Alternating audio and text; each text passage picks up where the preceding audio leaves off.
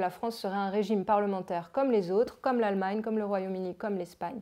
Le problème avec cette idée-là, c'est que ça nous empêche de comparer la France avec des régimes qui ressemblent vraiment à la France, qui ont les mêmes institutions, le même cadre constitutionnel, notamment en ce qui concerne le pouvoir du président de la République. Et ces régimes-là ne sont pas l'Allemagne, ne sont pas l'Espagne, ne sont pas le Royaume-Uni, c'est la Russie, l'Ukraine, la plupart des pays, des anciens pays soviétiques ou du monde post-soviétique, et puis les anciennes colonies françaises. Et aussi, et surtout d'ailleurs, le modèle historique de la Ve République, c'est-à-dire de ce régime semi-présidentiel, c'est la République de Weimar.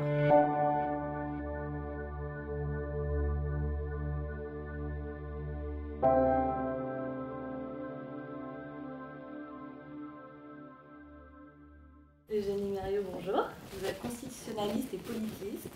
Vous vous intéressez particulièrement aux démocraties dites illibérales et utilisez une méthodologie comparative et décentrée. Suite à la dissolution de l'Assemblée nationale par Macron en juin dernier, le premier groupe qui arrive en tête à l'Assemblée, malgré les pronostics des médias dominants, c'est le Nouveau Front Populaire. Et dans la Ve République, évidemment, la Constitution donne pouvoir de nomination du Premier ministre au président. Mais dans la pratique du pouvoir, les présidents ont toujours nommé un membre du groupe arrivé en tête aux élections comme Premier ministre. Et c'est la première fois dans l'histoire que ce n'est pas le cas. On peut parler un peu finalement de la loi et de l'esprit de la loi. Il y a évidemment toujours un jeu des hommes et des femmes politiques entre le droit et ce que dit le droit et finalement la pratique du pouvoir. Est-ce que vous pouvez revenir sur cet aller-retour entre droit et pratique du pouvoir et sur les fondements juridiques de la nomination d'un Premier ministre LR, comment c'est possible, et sur cette rupture qu'on observe dans la pratique du pouvoir avec Macron.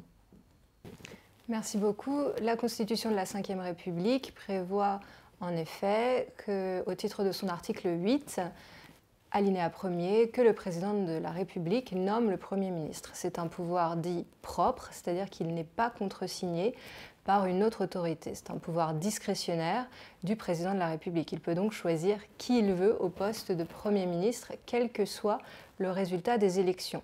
Ça, c'est le droit. Ensuite, il y a la pratique politique qui se déduit du droit. C'est ce qu'on appelle les contraintes juridiques. Et cette pratique politique qui se déduit du droit, c'est l'obligation de nommer quelqu'un qui ne sera pas renversé par l'Assemblée nationale.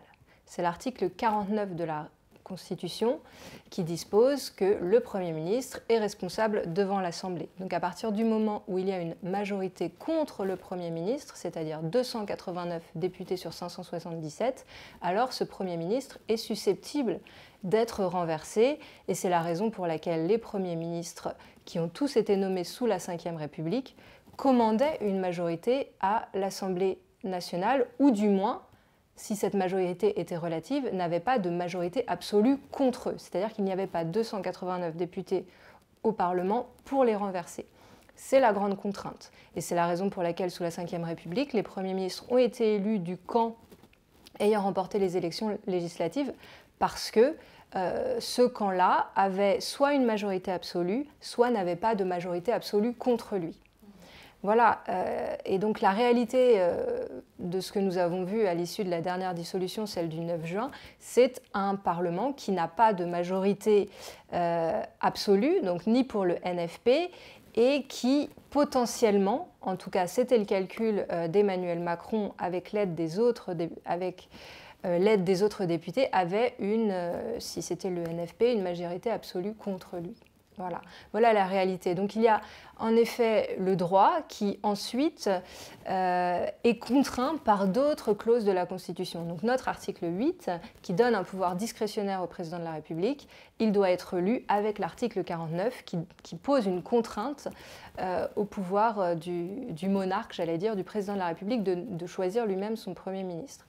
Alors cette particularité, c'est évidemment contraire à l'esprit parlementaire, c'est-à-dire dans une démocratie parlementaire, le Premier ministre est généralement issu du camp ayant remporté les élections législatives. Mais ce n'est pas une règle d'or. Vous avez de nombreux exemples dans l'histoire et dans tous les véritables systèmes parlementaires qui existent, de majorités, en effet, de coalitions, de gouvernements minoritaires et parfois même de partis politiques ayant remporté les élections qui se retrouvent dans l'opposition parce que soit ils n'acceptent pas d'entrer dans la coalition qui se forme pour gouverner, soit ils sont exclus d'une manière ou d'une autre. Ce qui est vraiment particulier dans notre système, c'est le pouvoir du président de la République à cet égard-là. Il aurait pu, étant donné qu'il est aussi chef d'un parti à l'Assemblée, il aurait pu demander à ses députés qu'il commande de tolérer le gouvernement NFP et de nommer ainsi un gouvernement NFP qui gouverne avec un gouvernement de coalition minoritaire. Ça aurait pu être le cas si Emmanuel Macron avait voulu lire dans nos institutions une démocratie parlementaire, et ce n'est pas le choix qu'il a fait. Donc il y a évidemment la différence entre la légalité et la légitimité. Il a la légalité avec lui. Et en matière de légitimité, je pense que c'est évidemment très discutable, mais encore une fois, dans de nombreux régimes parlementaires, ça peut se produire comme ça. Et justement, c'est le régime parlementaire, c'est le régime dans lequel l'élection qui compte, c'est celle du Parlement, c'est-à-dire le contrat passé entre les différents partis à l'issue des élections pour entrer ou non au gouvernement, pour se censurer ou non les uns les autres. Et ce que nous avons vu, c'est qu'il y a de facto une alliance entre la droite et l'extrême droite.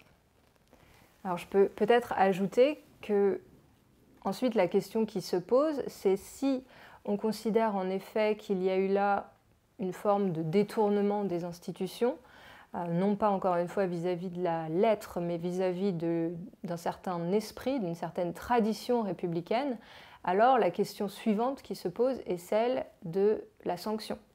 Quelle est la sanction ? Il n'y a pas de juge compétent pour traiter d'une question aussi politique que celle-ci. Il n'y a que le Parlement pour s'opposer au choix fait par le président de la République de nommer M. Michel Barnier Premier ministre. Vous pointez que le président a des pouvoirs très importants sous la Ve République. De manière plus large, la Constitution, elle porte des germes autoritaires. 49.3, article 12 sur la dissolution, article 16 où le président peut prendre les pleins pouvoirs, article 36, état d'urgence. On voit bien déjà avec Emmanuel Macron la menace démocratique que cela peut représenter, qui serait en fait encore plus forte avec l'arrivée possible du Rassemblement national au pouvoir. Et du coup, dans ce contexte, on se demande quels sont les risques qu'oppose l'existence de l'ensemble de ces dispositions. Peut-être aussi de revenir un peu dessus parce que moi je suis passée très rapidement. Et jusqu'où pourrait aller un gouvernement via l'utilisation de ces différents articles. Alors notre régime est un régime dit semi-présidentiel. C'est une catégorie qui a été forgée par Maurice Duverger dans les années 70 pour décrire le système français, c'est-à-dire un système dans lequel nous avons en effet une responsabilité du Premier ministre devant l'Assemblée, c'est-à-dire que l'Assemblée peut, via une motion de censure, renverser le Premier ministre. Mais ce n'est pas le Premier ministre qui dissout, c'est le Président de la République qui dissout. Et ce Président de la République a des pouvoirs très forts car il est élu directement par le peuple et que l'Assemblée ne peut pas le renverser. Donc il y a un déséquilibre, c'est un régime fondamentalement déséquilibré au profit du Président de la République qui exerce ce pouvoir tout en ayant une irresponsabilité politique. Alors ce qui est intéressant, c'est que dans les facultés françaises, il y a une tendance, surtout dans les facultés de droit d'ailleurs, il y a une tendance à récuser ce terme pour lui préférer celui de régime parlementaire. C'est-à-dire que la France serait un régime parlementaire comme les autres, comme l'Allemagne, comme le Royaume-Uni, comme l'Espagne. Le problème avec cette idée-là, c'est que ça ça nous empêche de comparer la France avec des régimes qui ressemblent vraiment à la France, qui ont les mêmes institutions, le même cadre constitutionnel, notamment en ce qui concerne le pouvoir du président de la République. Et ces régimes-là ne sont pas l'Allemagne, ne sont pas l'Espagne, ne sont pas le Royaume-Uni, c'est la Russie, l'Ukraine, la plupart des pays, des anciens pays soviétiques ou du monde post-soviétique, et puis les anciennes colonies françaises. Et aussi, et surtout d'ailleurs, le modèle historique de la Ve République, c'est-à-dire de ce régime semi-présidentiel, c'est la République de Weimar. Donc la République de Weimar, c'est un système politique qui est créé en 1919, avec un président de la République qui est élu au suffrage universel direct, dans un scrutin majoritaire à 2 tours, comme chez nous, c'est-à-dire que ça va pousser le président de la République à créer des oppositions qu'il va ensuite diaboliser pour, au 2e tour, pouvoir appeler à faire barrage et être élu. C'est-à-dire que ça crée cette stratégie-là qui est délétère pour la démocratie. Donc on a ce point-là. Et puis il y a cette responsabilité du Parlement, du président devant le Parlement. Et ce qu'il y a aussi de très similaire dans la République de Weimar avec la Ve République, ce sont les pouvoirs présidentiels. Donc ce président qui, encore une fois, est irresponsable et qui est élu directement par le peuple, a le pouvoir de convoquer un référendum, comme c'est le cas en France, qui est vraiment une tradition césariste, et il a le pouvoir de l'arme atomique, la dissolution, et une dissolution qui, néanmoins, sous la République de Weimar, est quand même beaucoup plus encadrée que chez nous, puisqu'elle est contresignée par le Premier ministre. Donc elle n'est pas discrétionnaire comme sous la Ve République. Et puis, il y a l'article 48 de la Constitution de Weimar, qui est l'équivalent de notre article 16, qui donne les pleins pouvoirs au président du Reich. Et donc, sous la République de Weimar, on a une séquence très, très similaire. Et mon collègue Johan Chapoutot, je crois, prépare un livre sur ce sujet. Une séance très, très similaire avec l'année 1932, où vous avez des dissolutions à répétition, des dissolutions très monarchiques qui visent à marginaliser la gauche pour renforcer le centre et qui mènent in fine à une alliance entre le centre et l'extrême droite et l'arrivée au pouvoir des nazis. Donc ce qui est vraiment très, très intéressant, c'est de voir la manière avec laquelle le régime de la Ve République s'est inspiré de la République de Weimar, alors même qu'on savait en 1958 comment la République de Weimar s'était terminée. Et les deux procédés qui ont mis fin à la République de Weimar, c'est réellement la dissolution, en effet, et l'article 48 ou l'article 16. D'ailleurs, l'article 48 sous la République de Weimar, il est utilisé non pas vraiment comme notre article 16 aujourd'hui, mais plutôt comme l'article 49 alinéa 3. C'est-à-dire qu'il est utilisé pour faire adopter des lois, pour faire adopter des budgets, sans avoir l'accord du Parlement. Et ensuite, peu à peu, il est également utilisé pour former des gouvernements qui n'ont pas l'assentiment de l'Assemblée nationale également. Et c'est vraiment frappant en fait de voir qu'à un moment où Hindenburg est réélu, il est réélu parce que les voix de gauche ont fait barrage au parti nazi. Il est réélu, la première chose qu'il fait en étant réélu, c'est de dissoudre l'Assemblée nationale au moment où le parti nazi est en train d'atteindre les scores les plus hauts qu'il n'a jamais fait. Et c'est ainsi que nous avons l'entrée des nazis au Parlement. Et ensuite, il y a plusieurs autres dissolutions, jusqu'à la dernière dissolution en 1933. Donc pour revenir sur ces deux articles, je pourrais être beaucoup plus longue, mais l'article 12, la dissolution, c'est un article qui, dans les régimes parlementaires, est confié au Premier ministre et dans les régimes semi-présidentiels est généralement soit contresigné par le Premier ministre, c'est le cas de la République de Weimar, soit est très encadré pour répondre à des crises politiques, c'est le cas de la Russie de Poutine.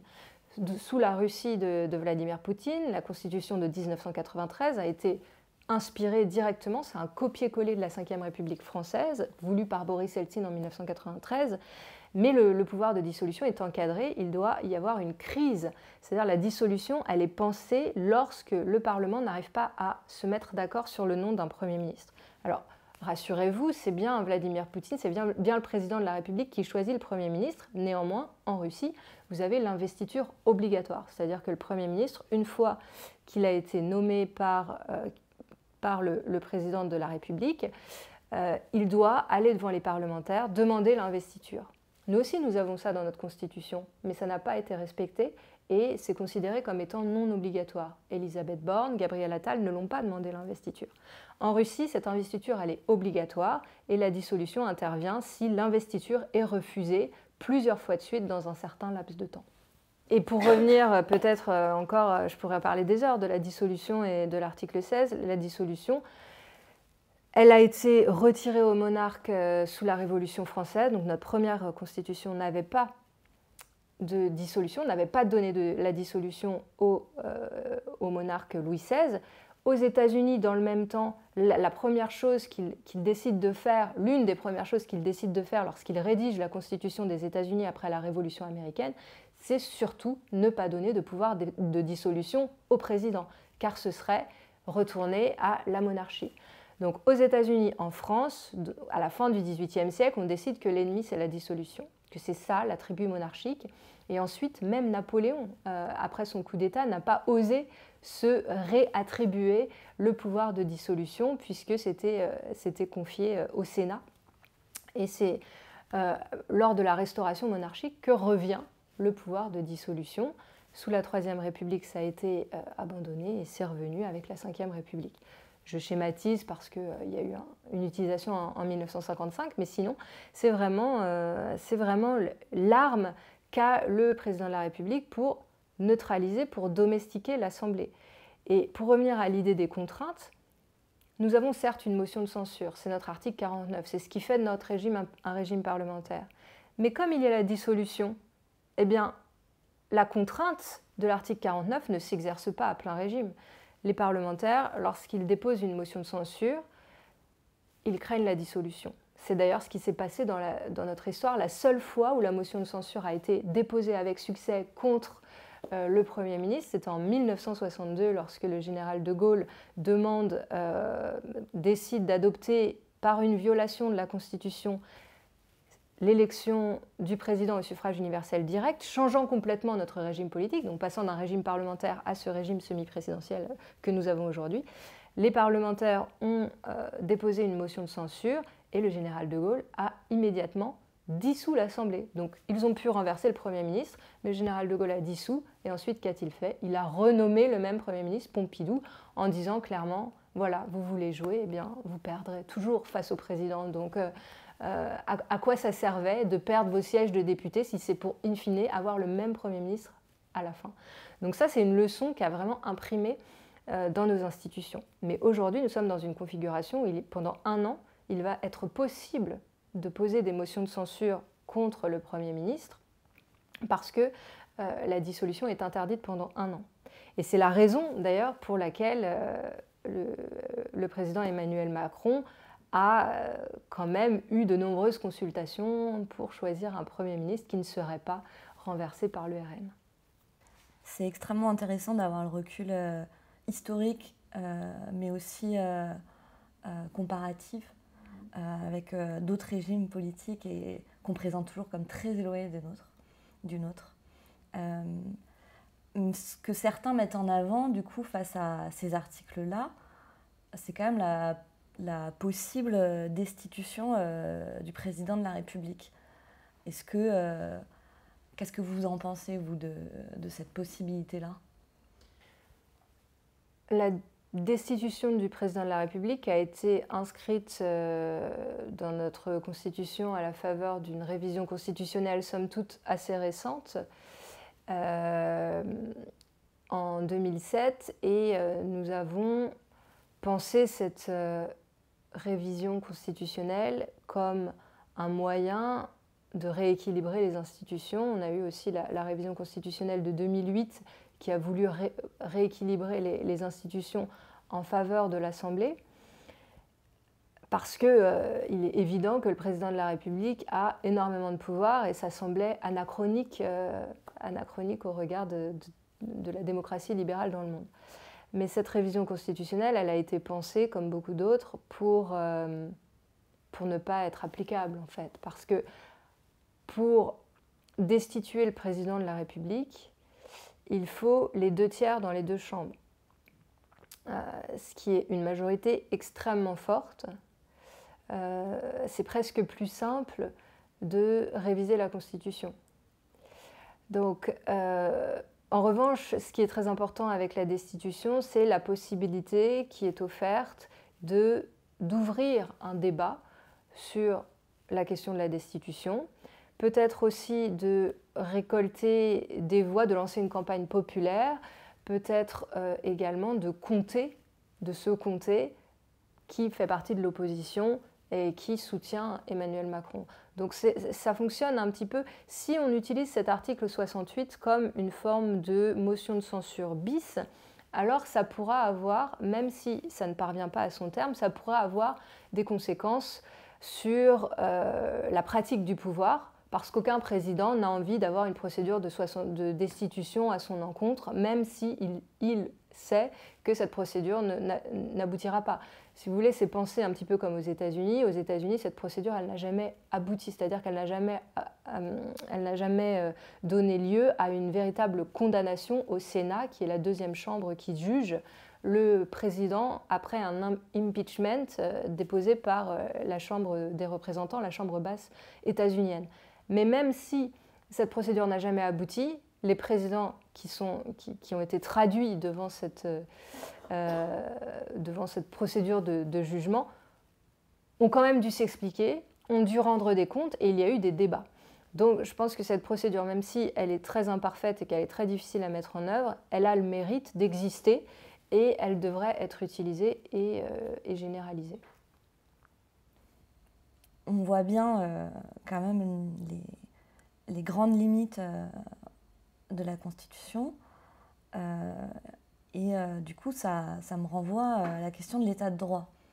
Et on se rappelle de cette petite phrase d'Emmanuel Macron suite aux critiques sur la politique de maintien de l'ordre utilisée pendant le mouvement des Gilets jaunes et malgré les multiples mutilations des manifestants. Macron avait dit « Ne parlez pas de répression, de violence policière, ces mots sont inacceptables dans un état de droit. » L'état de droit, il est toujours mis en avant par le pouvoir comme une condition qui est suffisante pour faire de la France une démocratie. Est-ce que vous pouvez revenir là-dessus et peut-être nous montrer que c'est faux ? Alors, il y a beaucoup de choses à dire sur cette phrase d'Emmanuel Macron et ensuite sur les rapports entre état de droit et démocratie. Sur la phrase d'Emmanuel Macron, elle est extrêmement féconde pour l'analyse, cette phrase, parce qu'elle révèle une pensée dominante qui est celle de, en quelque sorte, l'essence avant l'existence. Mais cette essence calquée en fait sur l'existence des démocraties libérales. Je m'explique. Comme la France est une démocratie libérale, alors il n'y a pas de violence policière. Et comment on définit que la France est une démocratie libérale ? Parce que la démocratie libérale se définit comme étant la France. C'est vraiment un raisonnement tautologique qui est dominant, et c'est l'objet de mon livre « La dictature, une antithèse de la démocratie » que j'ai publié dans une première version en 2019 pendant la crise des Gilets jaunes, justement, où il avait prononcé cette phrase. Et c'était d'ailleurs une réaction à cette phrase. Et ensuite que j'ai un peu remanié et republié en version poche en 2024. L'idée selon laquelle la France est la patrie des droits de l'homme, et donc tout ce que fait la France, étant la patrie des droits de l'homme, est synonyme d'état de droit et de démocratie libérale. Donc on oublie complètement la pensée analytique et on définit tout ce qui vient de régimes considérés comme illibéraux comme étant des pratiques illibérales et tout ce qui se passe en France comme étant démocratique. Et c'est vraiment la faillite de la pensée. Mais c'est dominant. Et donc il y a un biais de confirmation immense qui est à l'œuvre. Et c'est la raison pour laquelle, si vous lisez les journaux la mainstream, dirons-nous, mais même plus largement que mainstream, je pense aussi par exemple à Mediapart ou à d'autres médias, vous avez toujours des mots qui sont utilisés pour les régimes dits dictatoriaux et d'autres mots qui sont utilisés pour les régimes dits démocratiques, même s'ils désignent exactement la même réalité. Violence policière, d'ailleurs, c'est plutôt un mot qu'on utilise en démocratie, donc c'est ça qui est intéressant, mais je pourrais par exemple utiliser, j'en utilise beaucoup dans le livre, les mots de purge, ça c'est pour la Russie, remaniement ministériel, ça c'est pour la France, maintien de l'ordre plutôt que répression, stabilité de l'exécutif plutôt que tendance autoritaire, concentration des médias plutôt que d'autres mots qui sont utilisés pour parler de l'absence de liberté d'expression, des rassemblements non déclarés pour justifier le fait que ces rassemblements sont ensuite interdits, ce qui n'est jamais mentionné lorsque l'on parle d'autres régimes. Les dissidents politiques, alors qu'on utilise pour les régimes comme la Russie ou les régimes considérés comme non démocratiques, alors qu'on parle d'arrestation de terroristes ou de personnes ayant participé à un groupement en vue de commettre des violences selon notre droit. Donc il y a en fait cette création de deux mondes parallèles, un monde qui serait celui de la dictature et un monde qui serait celui de la démocratie. Et dans le monde de la démocratie, il n'y a aucun mot parce que ces mots-là sont réservés aux autres pays, aux pays dictatoriaux. Donc on a cette phrase-là d'Emmanuel Macron, mais on pourrait multiplier les exemples. Il y a aussi, par exemple, aller en dictature. La dictature, c'est un pays dans lequel on ne change jamais les dirigeants. Emmanuel Macron avait également prononcé cette phrase. Alors moi, ce que je trouve très intéressant, c'est justement de montrer la mesure avec laquelle cette pensée dominante qui établit une dichotomie très très rigide entre les démocraties et les régimes dits dictatoriaux, enfin on peut dire les régimes dits démocratiques et les régimes dits dictatoriaux, nous empêche d'avoir une saine critique de nos régimes et par exemple de penser les violences policières. De penser les violences policières, de penser les restrictions à la liberté d'expression, de penser les tendances illibérales qui travaillent en profondeur nos démocraties en imaginant que c'est tellement pire ailleurs que finalement ça n'existe pas chez nous.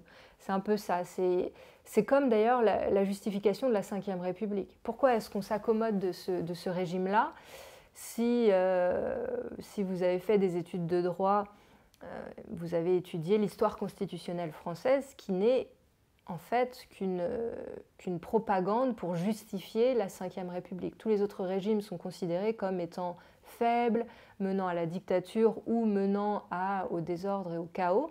Et donc il n'y a que la Ve République finalement, qui certes est un régime très mauvais parce qu'en effet il y a ces tendances autoritaires qu'aucun constitutionnaliste ne niera jamais, mais c'est le pire des régimes à l'exception de tous les autres que nous avons connus.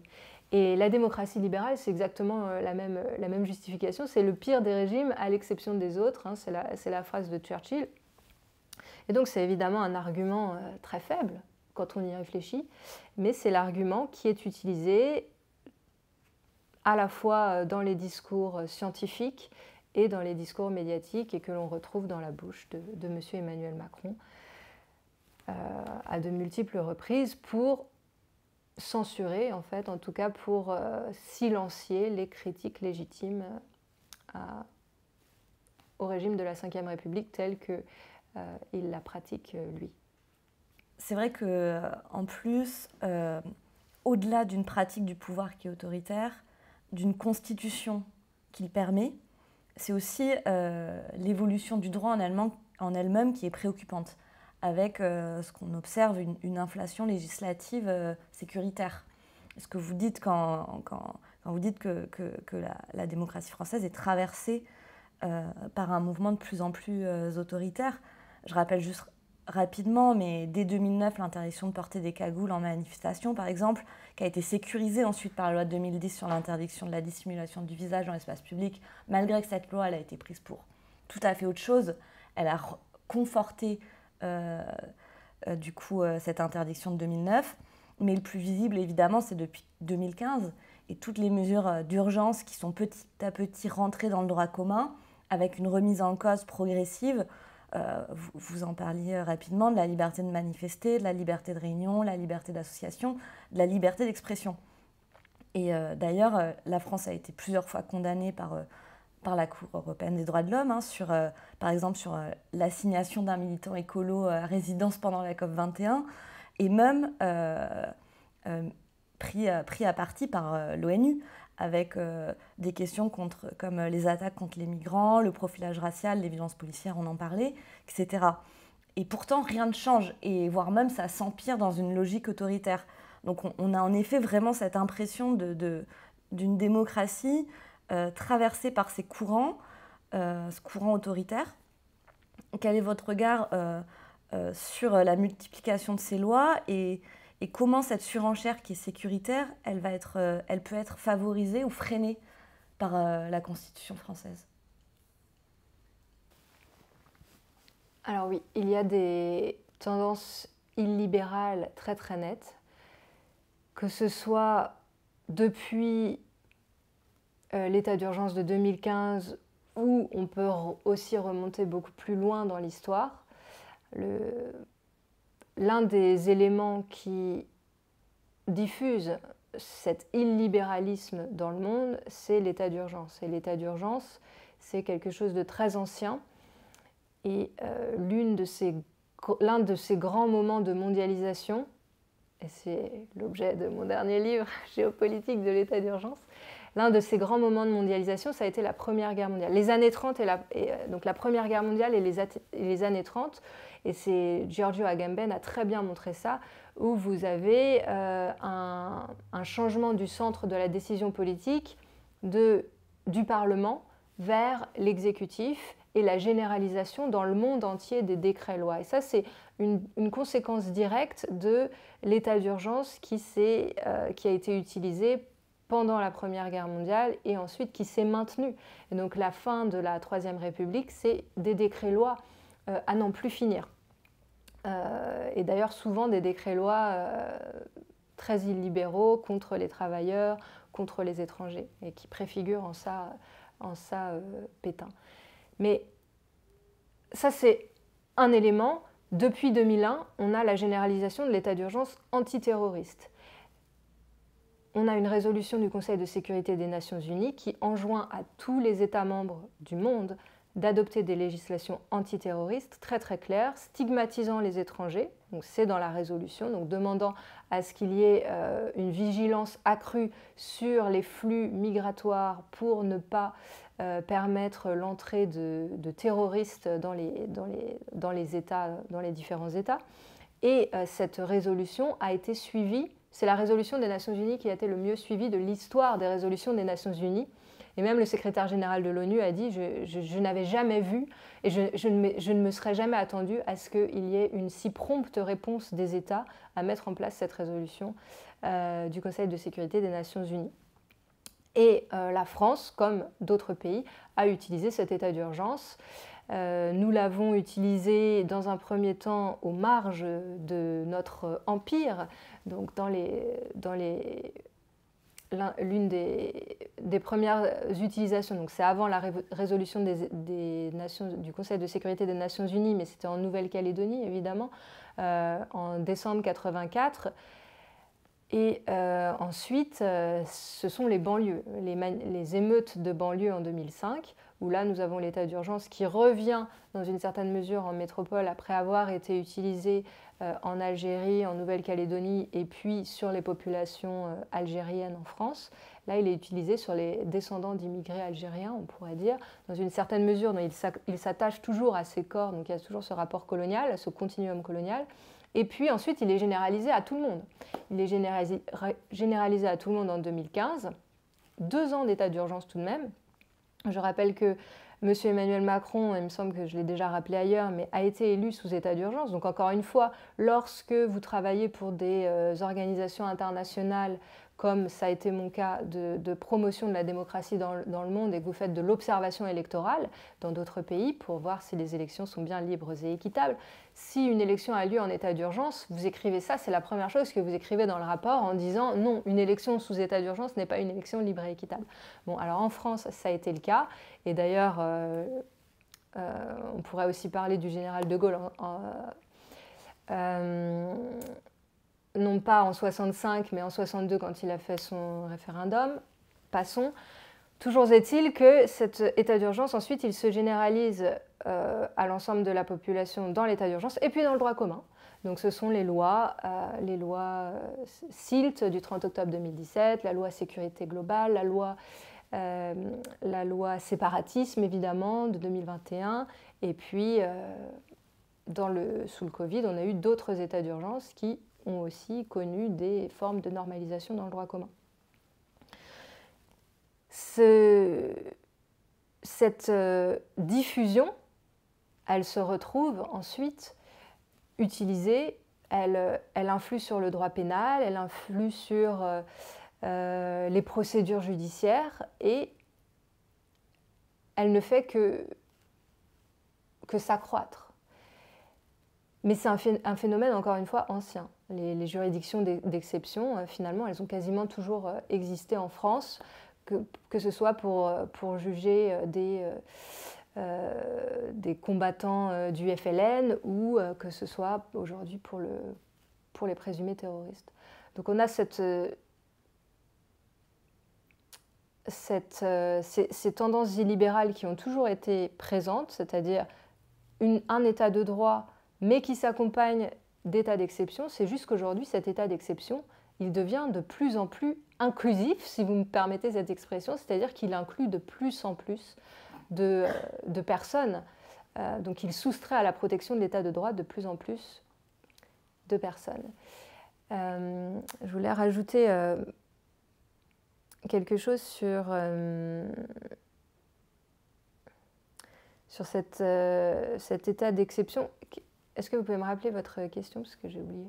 Ouais, la question, c'était comment cette surenchère sécuritaire est favorisée ou freinée par la Constitution? Oui, donc nous avons toutes ces lois, et nous avons aussi de plus en plus une remise en cause de la CEDH et des juridictions internationales qui, justement, sont les garde-fous contre ces tendances illibérales-là. Les traités internationaux sont sous notre Constitution, mais ils sont donc la Constitution, donc dans la hiérarchie des normes, on a la Constitution au sommet, et il y a ensuite les traités internationaux, notamment la Convention européenne de sauvegarde des droits humains, et nous avons la Cour européenne des droits de l'homme qui est le juge de la bonne application par les États parties de la Convention. Donc cette Convention européenne des droits de l'homme, que je critique par ailleurs énormément, mais toujours est-il qu'elle nous protège et qu'elle est remise en cause de plus en plus par des personnalités politiques du Rassemblement national, ça a toujours été le cas, mais de plus en plus aussi par des membres des Républicains et par des membres de la République en marche, de l'ancienne République en marche. Et donc on a aussi une diffusion de la remise en cause de nos obligations au regard du droit international et notamment du droit international de protection des droits humains.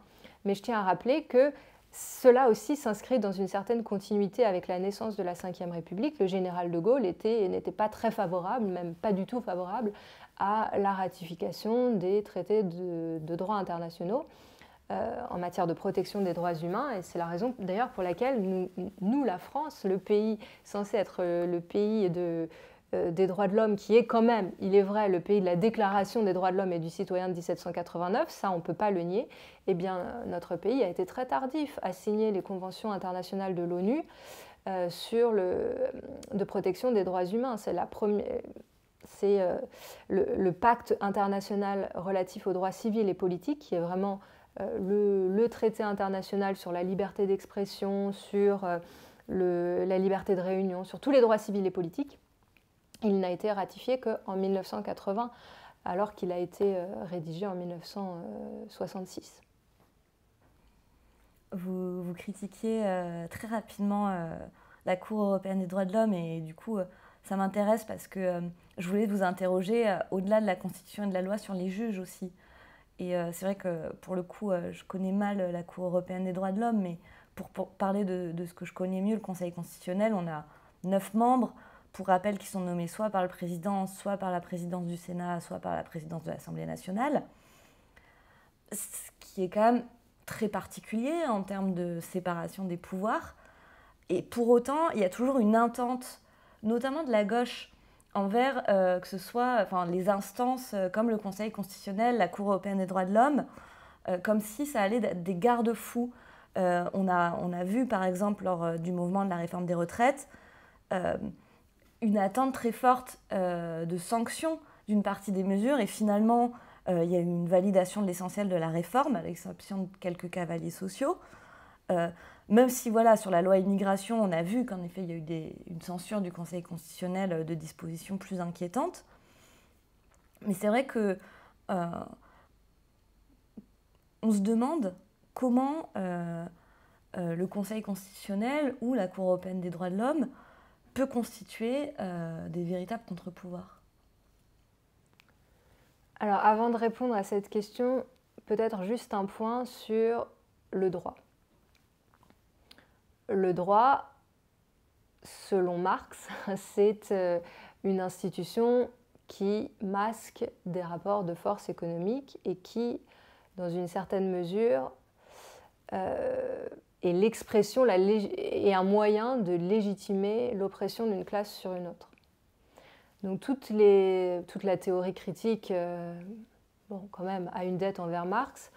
Et la théorie critique du droit a aussi une dette envers Marx. Donc l'étude, ce qu'on appelle la Critical Legal Studies, c'est-à-dire le courant qui critique le droit, donc qui intègre les perspectives marxistes, mais aussi dans une certaine mesure foucaldienne, derridienne, dans l'étude du droit. Cette école-là, qui est née dans les années 80 aux États-Unis, autour de grandes universités d'Ivy League, tout ce qu'il y a de plus élitiste, elle a un postulat simple auquel je souscris, c'est que oui, le droit est une forme de domination, il est imparfait, il a été créé pour dominer par les dominants, mais c'est aussi un moyen au service des dominés pour prendre les dominants à leur propre jeu, dans une certaine mesure. C'est-à-dire que cette arme, elle peut être retournée, elle peut être utilisée justement au profit des personnes sur lesquelles elle exerce sa violence. Voilà, et c'est ça la grande magie du droit, et c'est la raison pour laquelle il y a un si grand consensus sur le droit, c'est que justement, on peut l'utiliser de manière non violente pour rétablir un certain nombre de choses et pour défaire des rapports de force, ou établir de nouveaux rapports de force. Et bien, c'est exactement la même chose pour les juridictions. Donc les juridictions, est-ce qu'il faut les éliminer ou est-ce qu'il faut les garder tout en sachant qu'elles sont des lieux où on exerce la violence contre ceux qui n'ont pas les armes pour se défendre? Quand on est juriste, on préfère évidemment utiliser les juridictions que de ne pas les utiliser. Mais c'est une question très complexe. Alors je vais venir d'abord peut-être sur le Conseil constitutionnel. Le Conseil constitutionnel est le juge de la constitutionnalité des lois.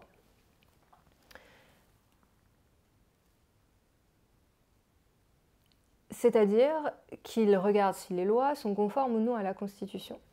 Plus on a une Constitution détaillée, plus le juge constitutionnel aura de pouvoir. Exemple, si on met des politiques économiques dans la Constitution, eh bien le juge constitutionnel pourra censurer les lois qui sont en violation de cette politique économique. Si on met des droits et libertés, eh bien, il sera le juge de ces droits et libertés. Donc tout dépend de ce qu'il y a dans la Constitution. Est-ce que ce qu'il y a dans la Constitution nous protège ou non? Aujourd'hui, en France, nous n'avons pas de catalogue des droits dans notre Constitution. Donc c'est le Conseil constitutionnel qui déduit les droits et libertés de des grandes lois de la Troisième République et de la DDHC de 1789. Donc il a un pouvoir de création qui est quand même assez conséquent. Et c'est là qu'il faut s'interroger sur la composition du Conseil constitutionnel, de la même manière qu'on doit s'interroger sur la composition de la Cour suprême aux États-Unis, qui finalement est un petit peu dans la même situation, dans la mesure où la Constitution des États-Unis, elle date de 1787.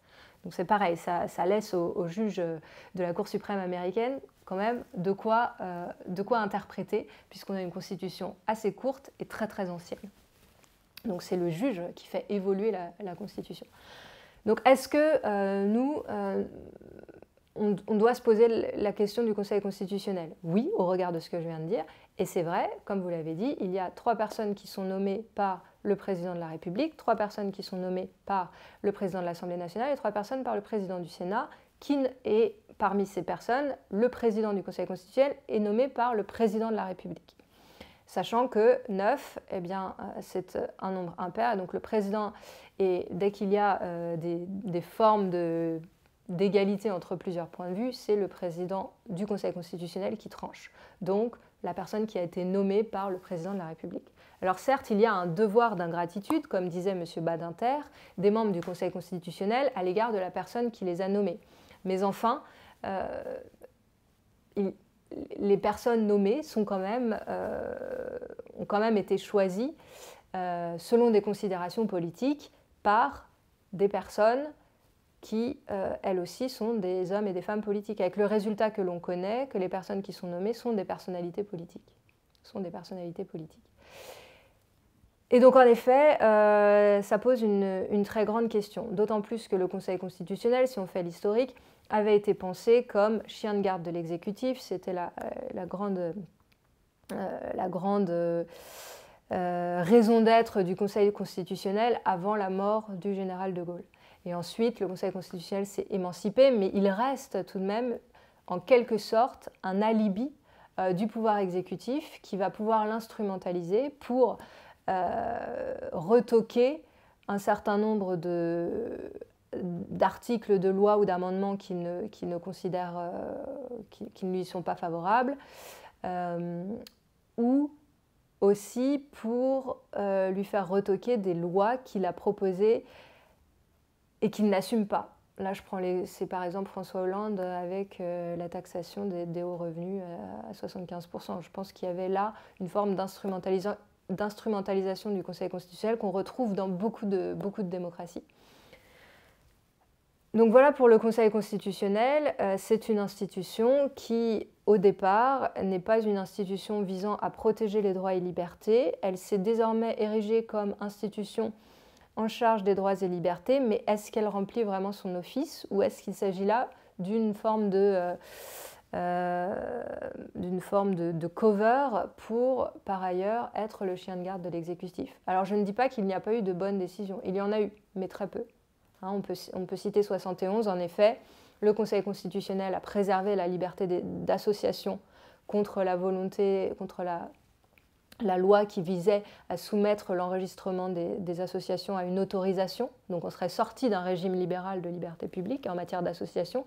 Donc là, il y a eu cette décision-là. Mais c'est presque la seule, en fait. On a aussi des décisions qui sont à titre incident. Je vais vous donner un exemple. Sur l'article 16, est-ce qu'on peut réviser la Constitution pendant l'utilisation des pleins pouvoirs ? Eh bien, le Conseil constitutionnel a dit que ce n'était pas possible dans une décision qui portait sur toute autre chose en 1992, et on se demande s'il l'a faite par erreur ou non. Toujours est-il que ça existe, donc c'est mieux que rien. Mais je pense qu'il faut faire très très attention au Conseil constitutionnel, il faut faire très très attention à espérer... à vouloir donner du pouvoir à une institution qui fondamentalement a été pensée au service de l'exécutif et qui, dans ses modes de composition et dans son fonctionnement même, ne sera pas a priori l'allié des libertés, à part les libertés économiques peut-être. Voilà pour le Conseil constitutionnel. Ensuite, la Cour européenne des droits de l'homme, c'est un peu plus complexe. si on fait l'historique de la Convention européenne de sauvegarde des droits de l'homme, on a évidemment un texte qui est rédigé dans le contexte des révoltes coloniales, donc un texte qui vise à être appliqué uniquement aux métropoles et non aux colonies. C'était une demande très très forte des pays de la France et du Royaume-Uni notamment. Donc on avait dans la Convention européenne de sauvegarde des droits de l'homme ce qu'on appelle la clause coloniale, c'est-à-dire qui permettait aux États d'étendre ou non la protection de la Convention aux peuples colonisés. Et puis il y avait aussi l'état d'urgence. C'était une demande qui visait en quelque sorte à être le substitut de la clause coloniale, mais de manière un peu plus masquée. Donc on a l'article 15, c'est l'état d'urgence dans la Convention européenne des droits de l'homme. Donc quand les États membres déclarent l'état d'urgence dans leur pays, ils écrivent une lettre au Conseil de l'Europe et en disant, voilà, nous suspendons l'application de la Convention européenne des droits de l'homme, article tel, liberté d'expression, de circulation, de réunion, parce que nous avons déclaré l'état d'urgence. Et c'est tout à fait, ça fait partie du système des droits de l'homme. D'ailleurs, c'est aussi dans le pacte international des droits civils et politiques, c'est aussi le sujet de mon livre, c'est que ça fait partie de toutes les conventions internationales, ou presque, ont soit la clause coloniale, soit la clause d'état d'urgence, soit les deux. Et donc, déjà, au moment où on a besoin le plus de la Convention européenne des droits de l'homme, c'est-à-dire en état d'urgence, il suffit à l'État membre, et c'est ce qu'avait fait la France par exemple en 2015, d'écrire au Conseil de l'Europe pour ne plus avoir à appliquer cette convention.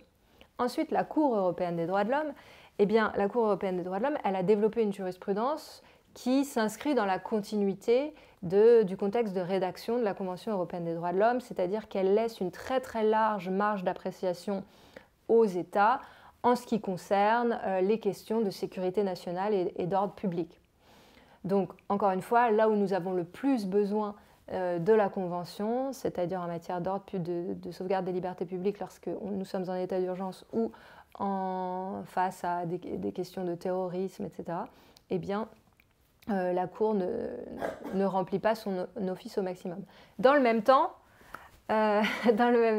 ces cours-là, que ce soit le Conseil constitutionnel ou la Cour européenne des droits de l'homme, sont aussi des juridictions qui doivent maintenir leur légitimité. Donc c'est la raison pour laquelle elles doivent aussi être acceptées par les États ou par les exécutifs, parce que sinon elles peuvent tout simplement être supprimées.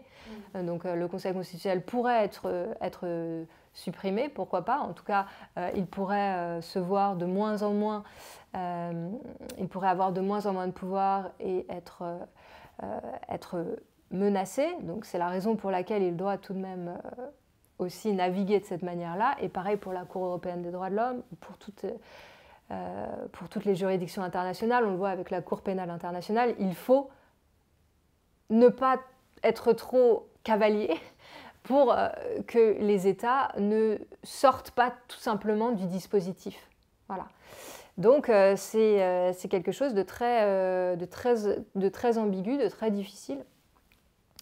Et finalement, pour conclure, peut-être, vous savez, il y a cette phrase de Michel Foucault qui dit que la justice, c'est en fait la Libye de la police, que la justice existe pour donner un fond de légalité et donc de légitimité au travail de la police.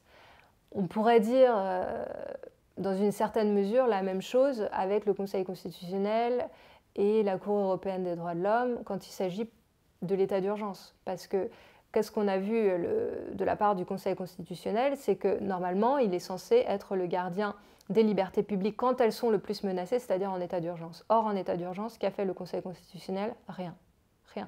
Il n'a quasiment rien censuré.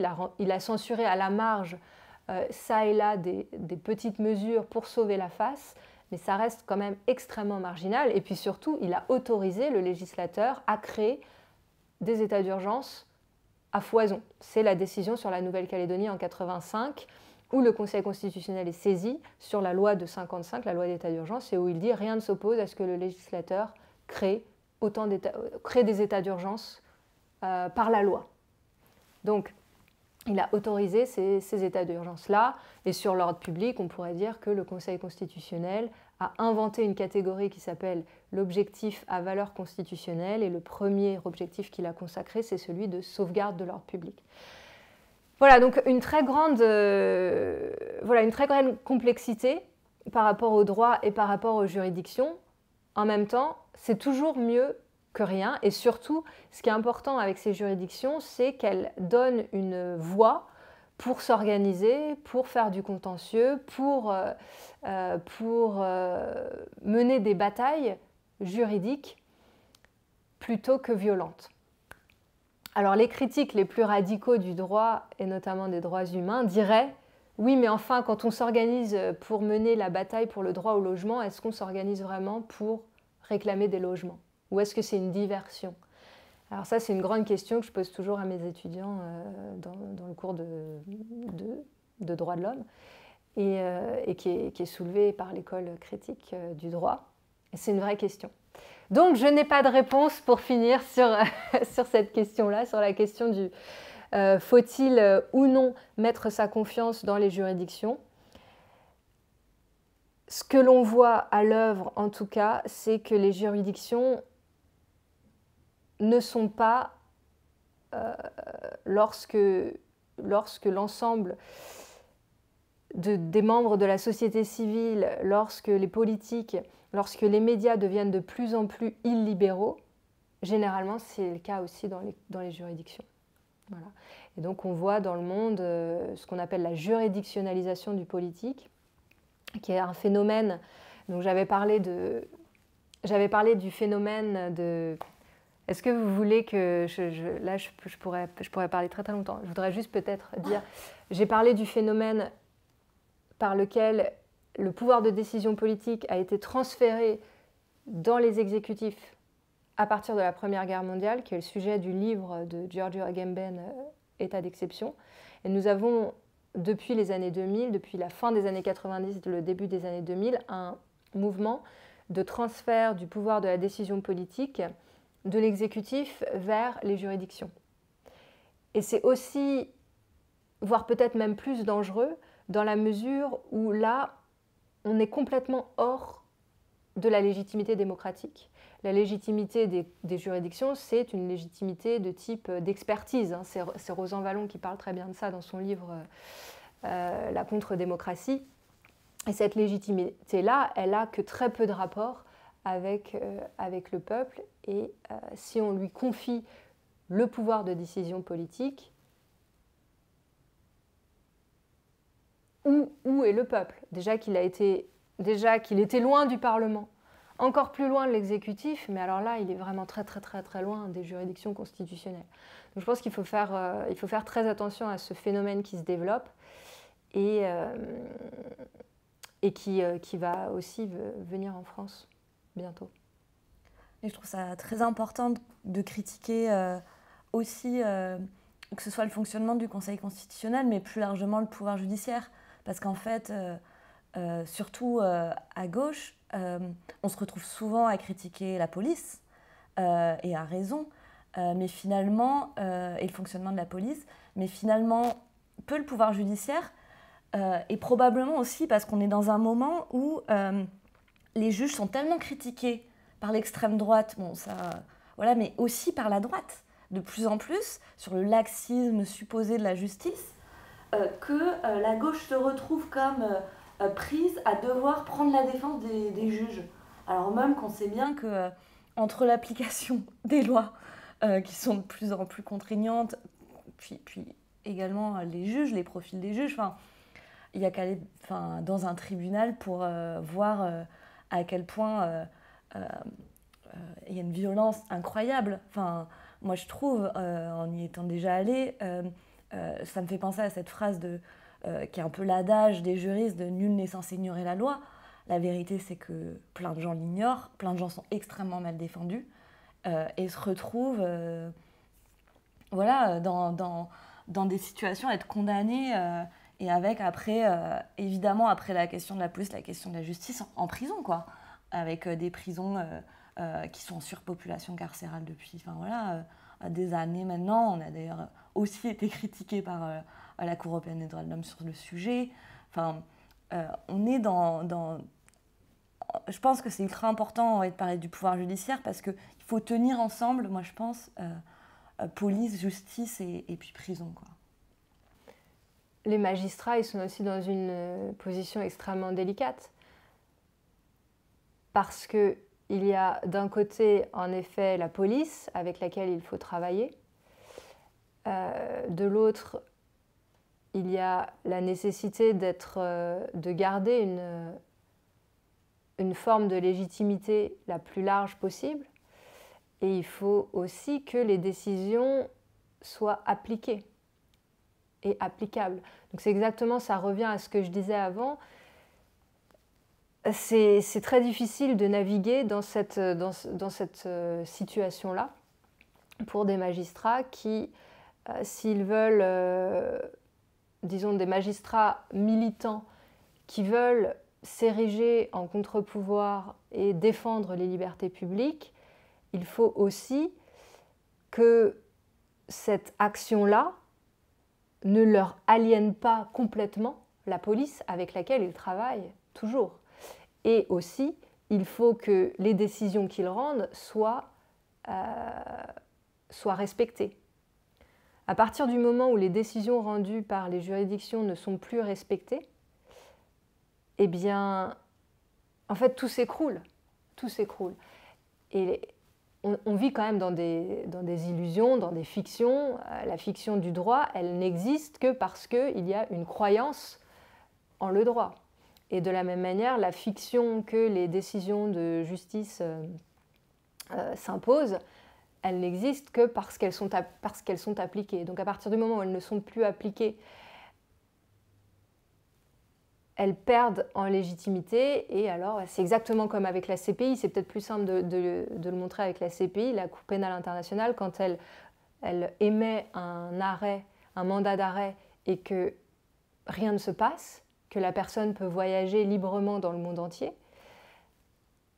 Eh bien, en fait, elle est complètement décrédibilisée, cette Cour. Et son l'outil qu'elle avait du mandat d'arrêt perd toute valeur.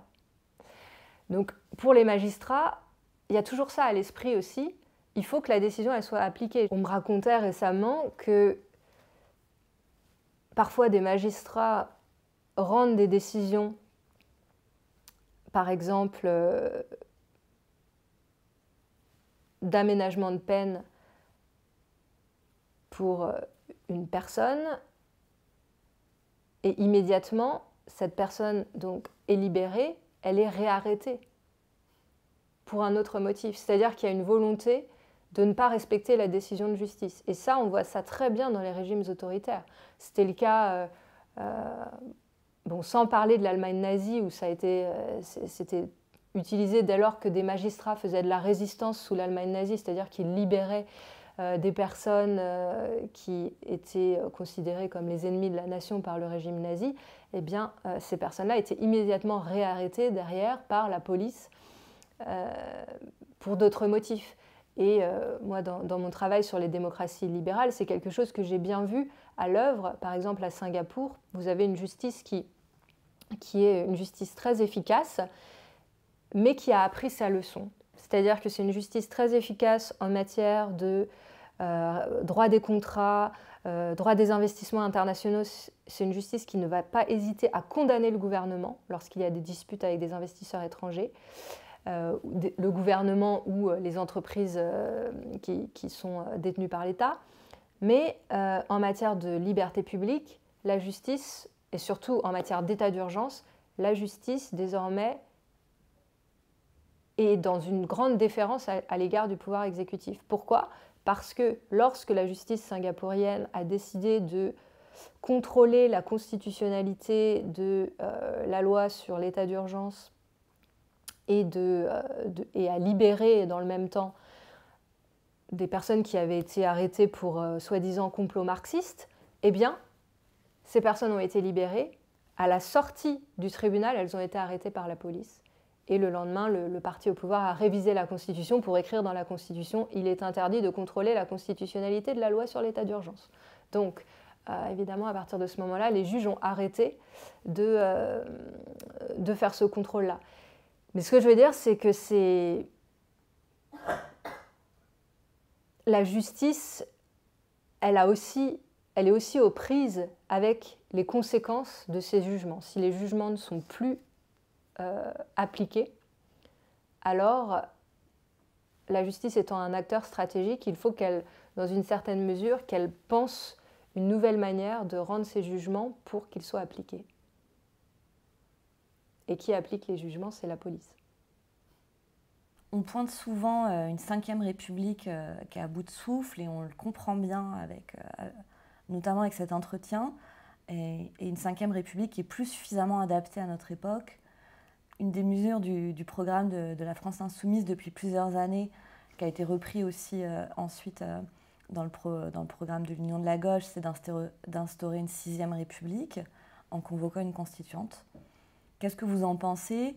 Et comment se créerait un processus constituant dans le cadre de la 5e ?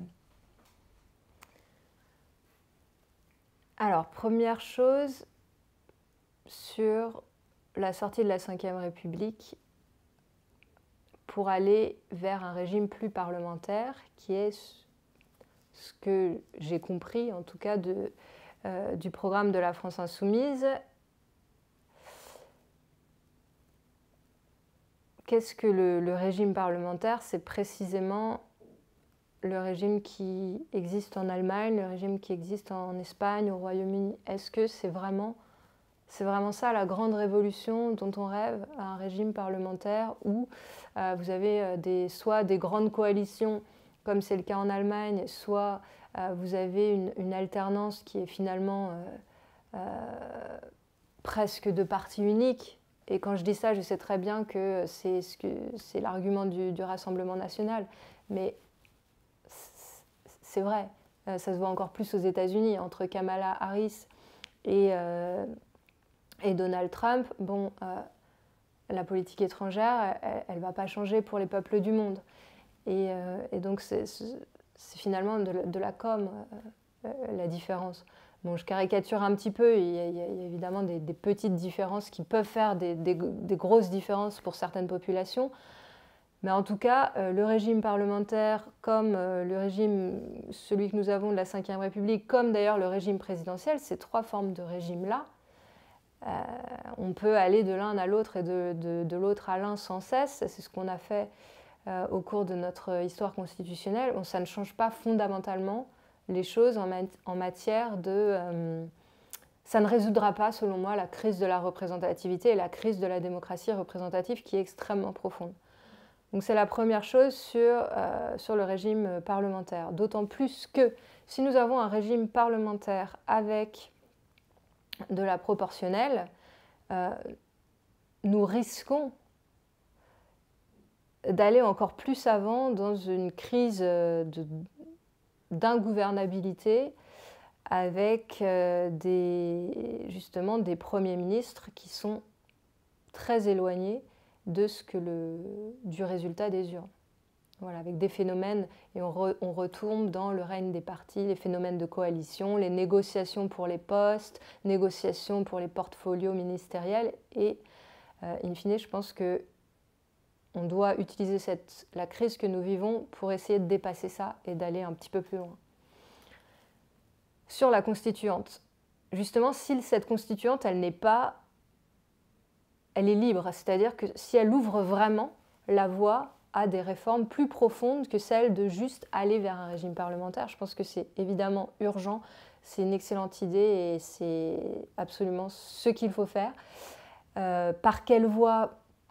Alors, je me souviens que l'une des propositions, c'était de passer par l'article 11 qui appartient au président de la République sur proposition du Premier ministre. Alors, il faudrait que... Donc, ça suppose que Emmanuel Macron décide d'ouvrir la voie à une constituante, ce qui, peut-être, pourquoi pas, est possible.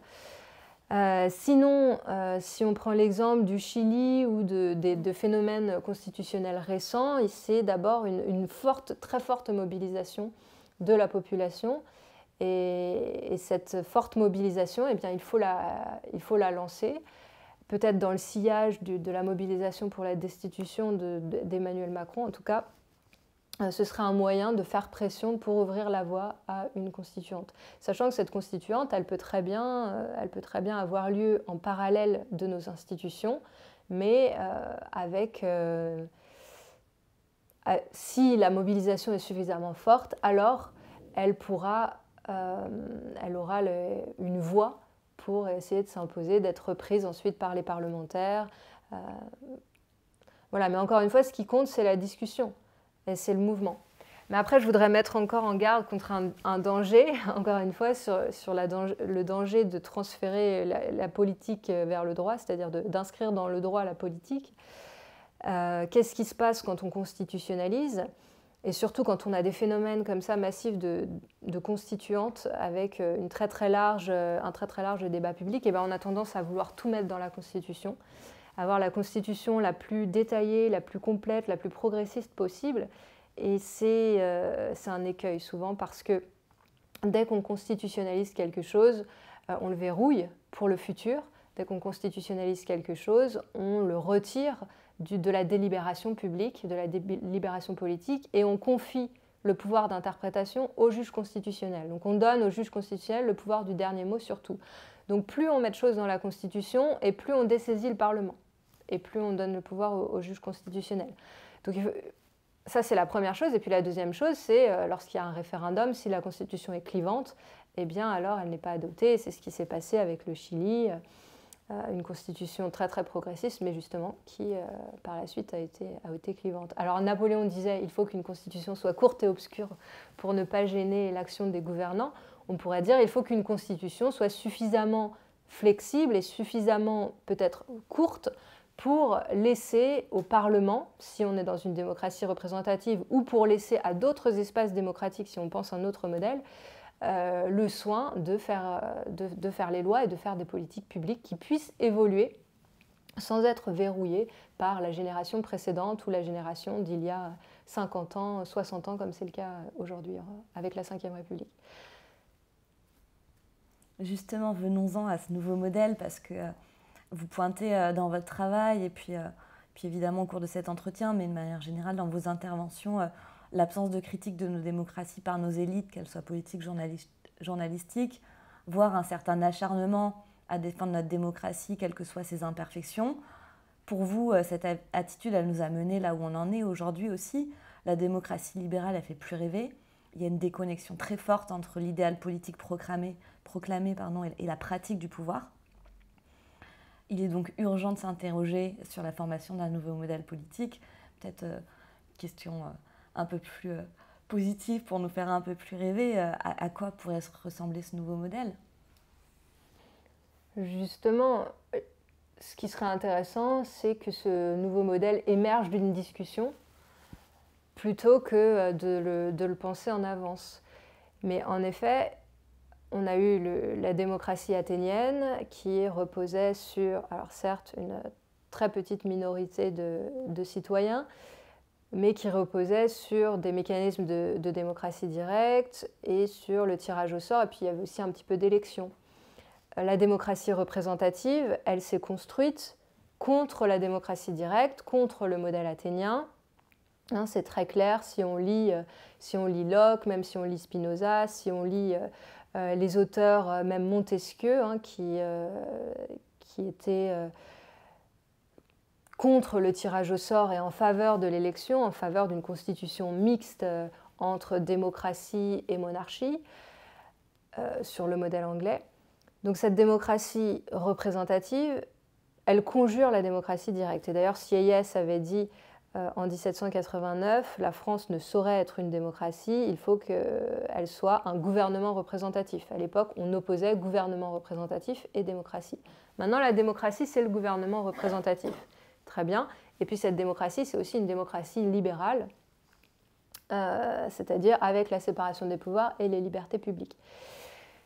Qu'est-ce qu'on pourrait imaginer comme troisième âge de la démocratie ? Ça fait quand même plus de 200 ans que nous sommes dans cette démocratie représentative qui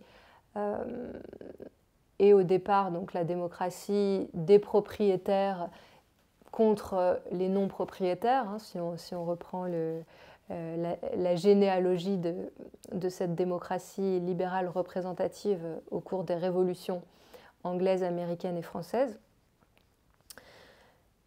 Eh bien, on peut on peut revenir à la démocratie athénienne, repenser au tirage au sort de volontaires, le référendum, le recall, le mandat impératif, toutes ces choses qui ont été... Donc le mandat impératif, c'est évidemment pas la démocratie athénienne, mais en tout cas c'était la grande idée de Rousseau, hein, qui s'opposait fortement à la démocratie représentative. Rousseau répondait à Montesquieu que le peuple anglais se croit libre, mais après avoir choisi ses représentants, il est esclave. En fait, il ne choisit que ses représentants, et ensuite il est esclave. Donc Rousseau était en faveur d'un mandat impératif. Vous aviez les commissaires, en fait, qui étaient non pas des représentants, mais des personnes qui étaient voilà, les commissaires des personnes qui les avaient choisis pour un but bien précis et une prise de décision bien précise. Donc vous avez toutes ces possibilités-là, mais je ne suis pas forcément favorable au tirage au sort ou alors seulement un tirage au sort parmi des volontaires. En tout cas, vous avez plein de choses qui existent dans le monde actuel. Vous avez des formes de démocratie semi-directe un petit peu partout dans le monde. Vous avez du recall, vous avez l'élection, des élections avec mandat impératif. On peut parler, je veux dire, on peut aller des États-Unis à Taïwan pour voir toutes ces possibilités qui existent. Mais je pense qu'on peut trouver encore mieux que ce qui existe déjà.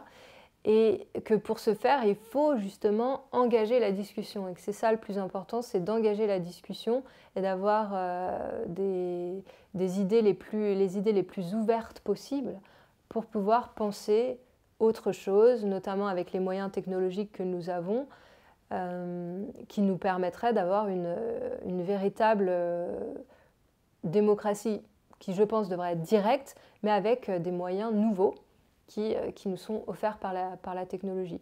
En tout cas, il faudra de toute façon essayer, réessayer, échouer, rééchouer. Mais ce qui compte, encore une fois, c'est d'ouvrir le plus largement possible l'éventail des propositions pour qu'on puisse arriver à une démocratie qui s'éloigne un petit peu moins de l'idéal démocratique, c'est-à-dire du pouvoir au peuple. Mais après, c'est toujours la même question. Est-ce qu'on doit se méfier du peuple ? Est-ce que... c'est la grande idée de la démocratie libérale et représentative, c'est que le peuple est sujet à des passions tristes, et que donc il faut des garde-fous. Donc, dans quelle mesure on pense les garde-fous aussi avec... si on donne plus de pouvoir au peuple, est-ce qu'il faut plus ou moins de garde-fous ? C'est une grande question à laquelle je n'ai pas la réponse, mais en tout cas, il faut y réfléchir. Vous pointez dans votre premier livre finalement la différence pas aussi énorme que ce qu'on voudrait bien le croire entre démocratie et régime autoritaire. C'est quoi la continuité ensuite dans votre livre sur la géopolitique ? Alors pour le premier livre, je me suis intéressée à la dictature, et je suis partie des dictatures en montrant comment finalement elles opèrent selon les mêmes mécanismes, les mêmes modes de fonctionnement que les démocraties dites libérales. Et en parlant des dictatures, j'ai voulu induire le lecteur dans une forme de dissonance cognitive où le lecteur se dit « mais c'est comme dans les démocraties libérales, c'est exactement les mêmes mécanismes qui sont à l'œuvre ». Et donc j'ai montré qu'il y avait des formes de démocratie, ou ce qu'on appelle de la démocratie libérale, dans les dictatures, qu'en fait on a de la même manière de l'optimisation électorale, on a de la même manière de la rhétorique « moi ou le chaos ». On a tous ces mécanismes-là qu'on retrouve dans les démocraties libérales qui sont utilisés dans les dictatures, peut-être juste avec un peu plus d'efficacité pour maintenir une élite toujours la même au pouvoir. Voilà ce que j'ai montré. Et dans le deuxième livre, j'ai pris le problème par l'autre bout, c'est-à-dire je me suis intéressée aux dictatures au sein des démocraties. Et la dictature qui existe au sein de la démocratie libérale, c'est l'état d'urgence. L'état d'urgence qui d'abord est un mode de gouvernance coloniale. Et donc dans les démocraties libérales, qui ont toutes, à un moment ou à un autre, celles qu'on appelle les démocraties libérales, hein, bien sûr, c'est-à-dire en fait ce qui recoupe la communauté internationale, eh bien ces démocraties libérales-là ont toutes été des empires où ont eu des velléités impériales à divers moments de l'histoire. Et donc l'état d'urgence a été utilisé comme une forme de dictature qui permet de maintenir le principe de la démocratie libérale dans les métropoles tout en utilisant des formes de dictature aux marges. Et on voit ça très bien dans l'histoire de la France, évidemment, mais dans l'histoire aussi des autres démocraties libérales et même des États-Unis qu'on dit souvent comme ayant été non impérialistes, mais qui l'ont toujours été et qui le sont toujours. Et cet état d'urgence nous montre bien que dans les démocraties libérales, la dictature est présente. Et donc ce que je fais pour ces deux livres, c'est de désessentialiser démocratie et dictature en disant, finalement, si on regarde bien, dans un même État, vous avez toujours une part de la population qui a une forme de démocratie libérale et une part de la population qui est soumise à une forme de dictature. Et en fait, ce qui va être intéressant de retracer historiquement, ça va être la frontière. C'est-à-dire, quel est le ratio entre les inclus et les exclus du contrat social ? Quel est le rapport, le ratio entre les inclus de l'état de droit et les exclus, c'est-à-dire ceux qui sont sous état d'urgence. Et ça, sous la France, dans la France actuelle, on peut tracer et faire des études ethnographiques pour tracer la frontière mouvante entre les inclus et les exclus. Et un autre aspect qui m'a vraiment interrogée, c'est celui de la pensée libérale. Est-ce que c'est au cœur de la pensée libérale de penser de cette manière-là ? C'est-à-dire, est-ce que c'est au cœur de la philosophie libérale de toujours penser l'inclusion du contrat social de l'état de droit, des droits de l'homme, etc., à partir, avec une frontière qui définit l'au-delà, qui définit les exclus. Et ça, on le voit très bien dans le droit international libéral, qui est un droit international qui protège certains États et qui exclut d'autres. Ce n'est pas l'état d'urgence, mais c'est l'équivalent, c'est ce qu'on appelle la guerre juste, qui autorise ces États-là, ces démocraties libérales, à s'affranchir des normes normales du droit international pour mener des guerres sanglantes, que ce soit la guerre contre le terrorisme ou ce qu'on voit actuellement se passer au Moyen-Orient. Et donc, si on s'intéresse à la pensée libérale, que ce soit Locke ou Montesquieu au XVIIe, XVIIIe, que ce soit Mill ou Tocqueville au XIXe, que ce soit Hayek ou Friedman au XXe, que ce soit Rawls, Walzer dans la fin du XXe, au début du XXIe siècle, donc toutes ces grandes figures qui ont pensé l'état de droit, qui ont pensé la séparation des pouvoirs, qui ont pensé le droit international, est-ce qu'ils ont tous, c'est la question que je me suis posée, est-ce qu'ils ont tous d'une manière ou d'une autre fait deux choses, c'est-à-dire en droit constitutionnel penser l'état d'urgence comme étant nécessaire et en droit international penser la guerre juste comme étant nécessaire aussi, avec toujours cette frontière civilisée-barbare. Eh bien, à mon plus grand étonnement, la réponse est oui. Et c'est pour ça que j'ai écrit ce livre aussi, en croisant avec les pensées des philosophes du libéralisme en contexte, parce que cet invariant-là, on doit l'interroger. C'est-à-dire, pour conclure peut-être, est-ce que la démocratie libérale, qui est cette grande contradiction dans les termes entre la démocratie et le libéralisme, c'est-à-dire la constitution du peuple souverain d'une part et d'autre part la limitation de la souveraineté par les droits et libertés, est-ce que cette contradiction-là, structurellement, elle mène à l'effondrement de la démocratie libérale parce que, comme c'est une pensée autant de l'inclusion que de l'exclusion, elle ne peut que mourir au bout d'un moment de ces contradictions à mesure qu'il y a une prise de conscience de cette exclusion-là. Et d'ailleurs, la démocratie libérale, dans une certaine mesure, souvent, on la voit arriver lorsque les dirigeants politiques commencent à fustiger les récits postcoloniaux. On voit ça très bien en Hongrie, on a vu ça très bien en Russie, Et là, en France, vous vous souvenez peut-être de Emmanuel Macron qui dit que nous avons cassé la République en deux, les accusations d'islamo-gauchisme, la question des idées postcoloniales comme étant fondamentalement anti-françaises. Ça, ce sont des symptômes très nets d'illibéralisation de la démocratie libérale. Et donc, ma question est la suivante. Si, à partir du moment où on a cette remise en question-là, qui est naturelle et normale dans une démocratie libérale, puisqu'elle s'est construite en excluant les peuples colonisés, eh bien, est-ce que toutes les démocraties libérales, finalement, ne vont pas s'acheminer vers une démocratie illibérale et finalement l'effondrement de la démocratie libérale? Est-ce que j'ai été claire? Oui, Eugénie Mériot, merci. Merci.